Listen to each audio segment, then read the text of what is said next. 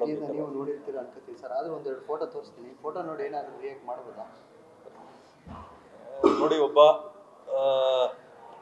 ಮಾನವೀಯತೆಯಿಂದ ನೋಡೋದಾದರೆ ಖಂಡಿತವಾಗ್ಲೂ ಆಗಿರೋದಂತೂ ತಪ್ಪು.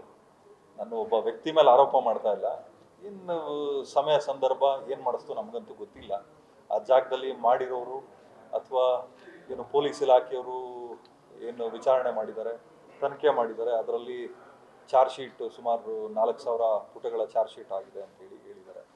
ಏನಾಗಿದೆ, ಸತ್ಯಾಸತ್ಯತೆಗಳು ನಮ್ಮ ಕಾನೂನು ದೃಷ್ಟಿಯಲ್ಲಿ ನ್ಯಾಯಾಲಯದಲ್ಲಿ ತೀರ್ಮಾನ ಆಗಬೇಕು ಸರ್. ಅದಕ್ಕೂ ಮುಂಚೆ ನಾವೇನು ಅದ್ರ ಬಗ್ಗೆ ನಾವೇನೋ ಕಮೆಂಟ್ ಮಾಡಿ ಅಥವಾ ಏನೋ ಅದರಿಂದ ನಾವು ಗಳಿಸುವಂಥದ್ದು ಏನಿಲ್ಲ. ನಿಮಗೂ ಗೊತ್ತಿದೆ, ಯಾವತ್ತೇ ನನಗೆ ತೊಂದರೆ ಆದಾಗಲೂ ನಾನು ಇನ್ನೊಬ್ಬರನ್ನ ಶೋಲ್ಡ್ರ್ ಮೇಲೆ ಗನ್ನಿಟ್ಟು ಹೊಡೆಯೋದಲ್ಲದೆ ನಾನು ನೇರವಾಗಿ ಅದನ್ನು ಫೇಸ್ ಮಾಡಿದ್ದೀನಿ. ನಾನು ಯಾವತ್ತೂ ಅಷ್ಟೇ ಪ್ರಾಬ್ಲಮ್ ಬಂದಾಗ ಎದೆ ತೋರಿಸಿ ಎದುರಿಸ್ತೀನಿ ಹೊರತು ಬೆನ್ನು ತೋರಿಸಿ ನಾನು ಓಡೋಗಲ್ಲ. ಈ ರೀತಿ ಸಮಸ್ಯೆಗಳು ಬಂದಿದೆ. ನಮ್ಮಲ್ಲಿ ಯಾವತ್ತೂ ಒಂದು ಅರ್ಥ ಮಾಡ್ಕೋಬೇಕಾಗ್ತದೆ, ಯಾವುದೇ ಒಬ್ಬ ವ್ಯಕ್ತಿ ಇರ್ಬೋದು, ಏನು ಆರ್ಟಿಸ್ಟ್ ಇರ್ಬೋದು ಅಥವಾ ಏನು ರಾಜಕಾರಣಿಗಳಿರ್ಬೋದು ಅಥವಾ ಉನ್ನತ ಸ್ಥಾನದಲ್ಲಿ ಕುಡ್ದಿರ್ತಕ್ಕಂಥವ್ರು, ಅವ್ರದ್ದೇ ಆದಂಥ ಒಂದು ನೋವುಗಳಿರ್ತವೆ. ಬಟ್ ನೋವನ್ನ ವ್ಯಕ್ತಪಡಿಸ್ಕೊಳ್ಳೋಕ್ಕೆ ಅಥವಾ ಅದನ್ನು ಪ್ರತೀಕಾರವಾಗಿ ತೀರಿಸ್ಕೊಳ್ಳೋಕ್ಕೆ ರೀತಿ ನೀತಿ ಬೇರೋದಿರ್ತದೆ. ಇವಾಗ ನೀವು ನೋಡಿದ್ರಿ, ನನ್ನ ಬಗ್ಗೆ ಯಾರು ಕಮೆಂಟ್ ಮಾಡಿದ್ರು, ನಾನೇನು ಮಾಡಿದೆ? ಒಂದೇ ಒಂದು ಕಂಪ್ಲೇಂಟ್, ಒಂದು A4 ಶೀಟ್ ಅಷ್ಟೇ, ಪೆನ್ನು ಎಲ್ಲ ಸೇರಿಸಿ ಒಂದು ₹2 ಖರ್ಚಾಗಲಿಲ್ಲ ನನಗೆ. ಕಂಪ್ಲೇಂಟ್ ಕೊಟ್ಟೆ, ನ್ಯಾಯಯುತವಾಗಿ ನನಗೆ ನ್ಯಾಯ ಸಿಗಬೇಕು, ಸಿಕ್ತು. ಅವರು ಇನ್ನೊಂದಷ್ಟು ಜನಕ್ಕೆ ಎಚ್ಚರಿಕೆ ಆದರು.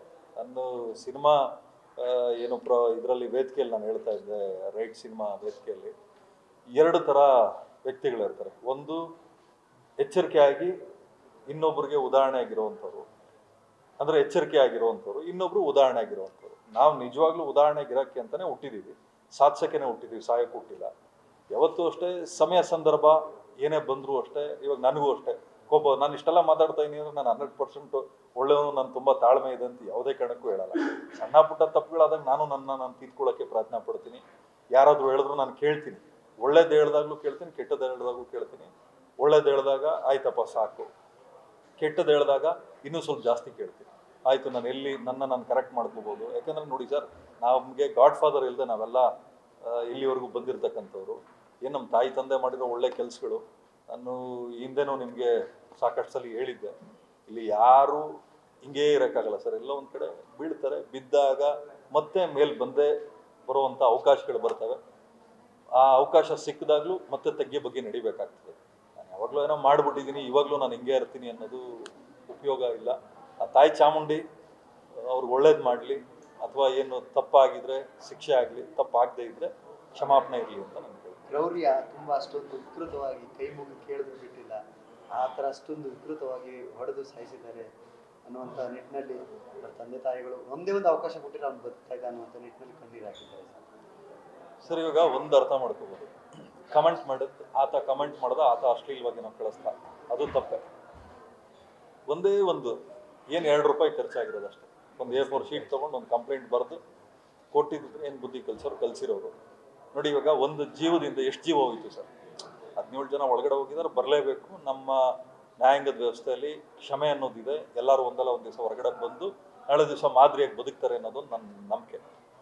ಒಂದು ಅನುಕುಮಾರ್ ತಂದೆ ತೀರ್ಕೊಂಡ್ರು, ಇನ್ನೊಂದು ರಾಘವೇಂದ್ರ ಅವ್ರ ತಾಯಿ ತೀರ್ಕೊಂಡ್ರು. ನನಗೆ ಬಂದಿದ್ದ ಮಾಹಿತಿ ಪ್ರಕಾರ ಇನ್ನೊಬ್ಬರು ತಾಯಿನೋ ತಂದೆನೋ ಸೀರಿಯಸ್ ಆಗಿದ್ದಾರೆ ಅಂತ ಗೊತ್ತಾಯಿತು. ಪ್ರಾಣ ಹೋಗಿದ್ದು. ತಪ್ಪು ಮಾಡಿದ್ವಿ, ನಮಗೆ ಕ್ಷಮಾಪಣೆ ಸಿಗ್ತದೆ. ತಪ್ಪು ಮಾಡಲಿಲ್ಲ, ಆಯಿತು, ಅದಕ್ಕೆ ಹೊರಗಡೆ ಬರೋದಕ್ಕೆ ಒಂದು ಕಾರಣ ಇರ್ತದೆ.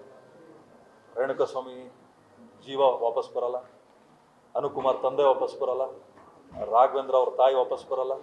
ಅಲ್ಲಿಗೆ 3 ಜೀವನ ವಾಪಸ್ಸಂತೂ ತರೋಕ್ಕಾಗಲ್ಲ. ನಾನು ಬಯಸೋದಿಷ್ಟೇ, ನಂದೇನು ವಾಯ್ಸ್ ರೈಸ್ ಮಾಡಬೇಕಾಯ್ತು, ಎಲ್ಲಿ ಮಾಡಬೇಕಾಯ್ತು ನಾನು ಮಾಡಿದೆ. ನನ್ನ ಲಿಮಿಟ್, ನನ್ನ ಅದ್ಬಸ್ತಲ್ಲಿತ್ತು, ಅಲ್ಲಿ ತನಕ ಹೋಗಿ ಇವಾಗ ನಾನು ಇಲ್ಲಿಗೆ ನಿಂತಿದ್ದೀನಿ. ಯಾರಿಗೆ ಅನ್ಯಾಯ ಆಗಿದೆ ಆ ತಾಯಿ ಚಾಮುಂಡಿ ಕಾಪಾಡಲಿ. ಮತ್ತು ನನಗೇನು ದರ್ಶನ್ ಅವ್ರ ಶತ್ರು ಅಲ್ಲ, ನನಗೆ ಒಳ್ಳೆ ಸ್ನೇಹಿತರು ಹಾಗೂ ನನ್ನ ಬ್ಯಾನರ್ಗೆ ಒಂದು ಒಳ್ಳೆ ಕೀರ್ತಿ ತಂದು ಕೊಟ್ಟವರು. ಕಾರಣಾಂತರಗಳಿಂದ ಅವರ ಮಧ್ಯದಲ್ಲಿ ಸ್ವಲ್ಪ ಭಿನ್ನಾಭಿಪ್ರಾಯ ಬಂತು. ಆ ತಾಯಿ ಚಾಮುಂಡಿ ಅವ್ರಿಗೆ ಧೈರ್ಯ ಕೊಟ್ಟು, ಅವ್ರ ಕುಟುಂಬಕ್ಕೆ ಒಂದು ಇನ್ನೂ ಹೆಚ್ಚಿನ ರೀತಿ ಶಕ್ತಿ ಕೊಟ್ಟು, ಆ ರೀತಿ ನ್ಯಾಯಾಂಗದ ದೃಷ್ಟಿಯಲ್ಲಿ ಹೋರಾಟ ಮಾಡಿ ಅವ್ರಿಗೇನು ನ್ಯಾಯ ಸಿಗಬೇಕು, ಒಂದು ಕಳ್ಕೊಂಡಿರೋ ಅವ್ರ ಕುಟುಂಬಕ್ಕೂ ನ್ಯಾಯ ಸಿಗಬೇಕು, ಇವ್ರಿಗೂ ಅದೇನು ಕ್ಷಮಾಪಣೆ ಸಿಗಬೇಕು, ಸಿಗಲಿ ಅಂತ ನಮಗೆ. Thank you sir. Guarantee news, ಸುದ್ದಿ ಖಚಿತ, ನ್ಯಾಯ ನಿಶ್ಚಿತ.